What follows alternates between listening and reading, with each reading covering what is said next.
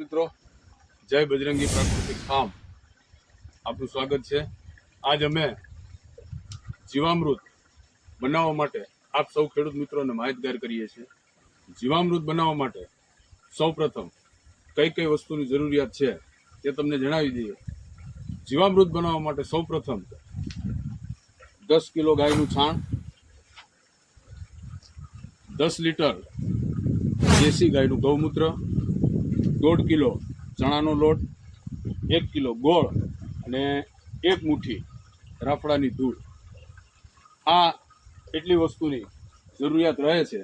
જ્યારે આ વસ્તુને ભેગી કરી અને આ કેરબાની અંદર 180 લીટર પાણી, 180 લીટર પાણીમાં 10 કિલો ગાયનું છાણ, 10 લીટર ગૌમૂત્ર, 1.5 કિલો ચણાનો લોટ, 1 કિલો ગોળ અને 1 મુઠ્ઠી રાફડાની ધૂળ લઈ અને આનું દ્રાવણ બનાવવામાં આવે છે। તો મિત્રો, આપણે શરૂઆત કરીએ તો સૌથી પહેલા આપણે લેશું ગાયનું છાણ, જેને આપણે સૌપ્રથમ આની અંદર નાખી દઈશું। પ્રથમ પાણી નાખવાનું નથી, સૌથી પહેલા 10 કિલો છાણ નાખવાનું છે। એના પછી 10 લીટર ગૌમૂત્ર નાખવાનું છે।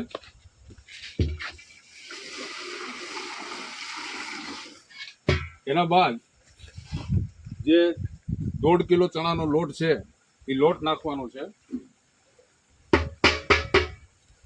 એના પછી 1 કિલો ગોળ,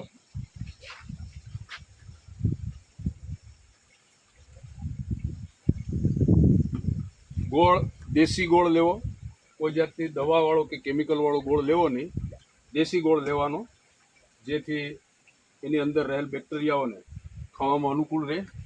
અને ખાસ જે રાફડાની માટી કાં કોઈ અવાવરું જગ્યાએ કોઈ વડ હોય, કોઈ પીપળો હોય, તો એની માટી કે જ્યાં કોઈ જાનવર, કોઈ મનુષ્યનો અવરો જવરો ન હોય, અથવા સૌથી બેસ્ટ રહે છે રાફડાની માટી, તો 1 મુઠ્ઠી આપણે આમાં રાફડાની માટી નાખી દઉં। આ જીવામૃત માટેની વસ્તુઓ તૈયાર થઈ છે।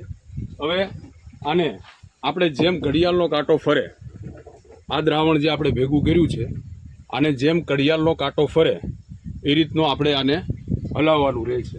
એક્ઝામ્પલ કે આ રીતના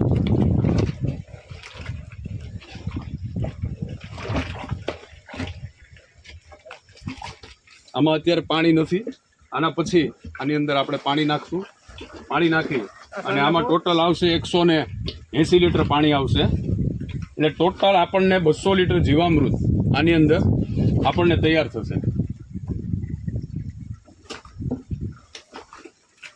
અત્યારે જે થઈ રહ્યું છે એ ગૌમૂત્ર, છાણ, ગોળ, ચણાનો લોટ, કઠોળ, ચણાના લોટની જગ્યાએ કોઈ પણ કઠોળનો લોટ તમે લઈ અને નાખી શકો છો, ગોળ અને 1 મુઠ્ઠી રાફડાની માટી। તો હવે આપણે આને 180 લીટર પાણી નાખી અને આ જીવામૃત આપણે તૈયાર કરશું। 180 લીટર પાણી નાખ્યા પછી આ જીવામૃતને આપણે 6 દિવસ માટે સવારમાં 5, 10 મિનિટ, 15 મિનિટ આ રીતનું, જેમ ઘડિયાળનો કાંટો ફરે એ રીતનું આપણે 5 મિનિટ, 10 મિનિટ, 15 મિનિટ હલાવવાનું। એ જ પદ્ધતિ પાછી સાંજના સમયે 5 મિનિટ, 10 મિનિટ, 15 મિનિટ એ રીતના 6 દિવસ સુધી અથવા તો 1 સપ્તાહ સુધી આને કન્ટિન્યુ હલાવવાની રહે છે।